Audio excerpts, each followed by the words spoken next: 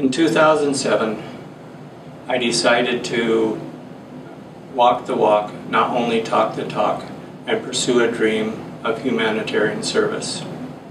This led me to Guatemala, a country close enough that I could go down briefly, help in a project, help people, get to know them, and then return.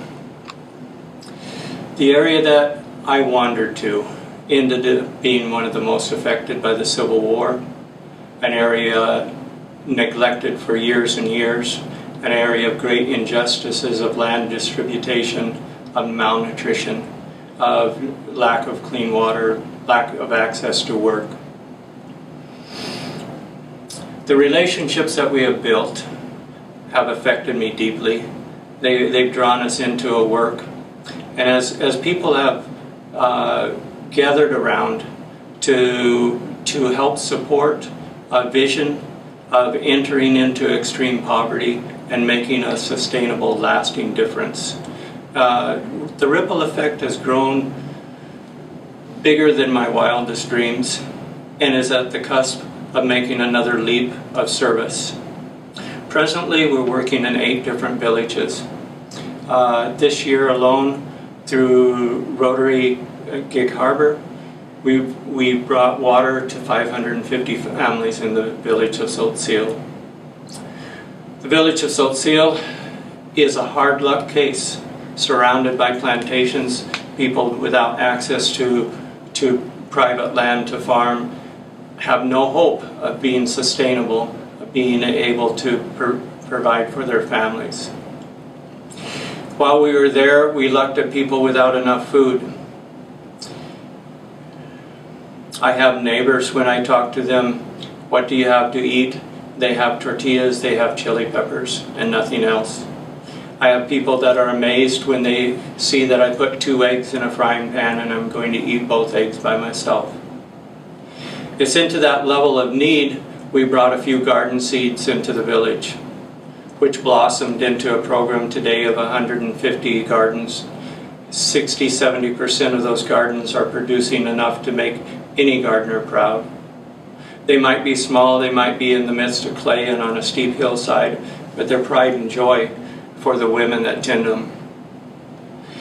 When I eat in the homes, and I'm constantly being invited into their homes, and they're sharing everything that they have, they with pride will point out what has come from the garden part and how much more savory the food is. A few onion leaves, a few greens, peppers make a huge difference. Early on, as we stumbled around, before I stumbled even to find this place, I wandered into the end of the road, and for destiny or good luck, met someone that kept introducing me and drew me 3 hours further back from the pavement. And I had no clue how to work an organization, neither how to interface with the people that were 2 languages away. Spanish is clearly a second language there, as the people hold on to their traditional Ixil language. But early on, I made a comment that I did not even really know the importance of, that I wanted to listen and ask, what is your needs? Someone commented that of all my dreams, that was the most important rule to follow, and we have held fast to that. As we enter into villages, the first question is, tell me what are your 3 or what is your 5 greatest needs of the village? And then the second question parallels with that. How can you fix this? How can we join you in fixing this? I have been constantly amazed at the level of effort the people have done. I came looking for a water project to fund. On our second water project, we went up to a small village in the mountains. And there's no sand or gravel, so I was going to have to buy and haul the sand and gravel for 3 hours by car and 45 minutes by foot. And the village asked, what will it cost to buy this sand and $2 for a 100-pound sack? The village asked, please give us work. And with hammers they broke boulders into gravel to do a water tank project. One of the first days that we were going up into the woods on that water project to lay pipe, the villagers thanked me for the work. And I tried to correct them, are you not saying thank you for the project? Thinking it was just a communication of words. But no, they were thankful for the work. Thankful for the opportunity that they could put their hands to something to improve their lives, to serve their families.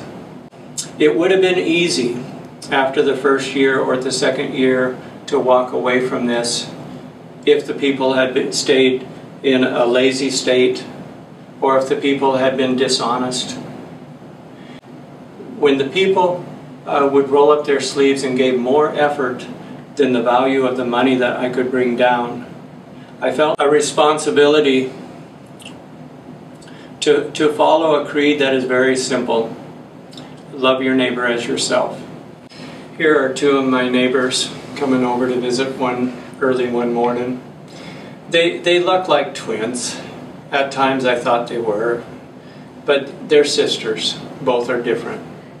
There's also a real difference between development and aid.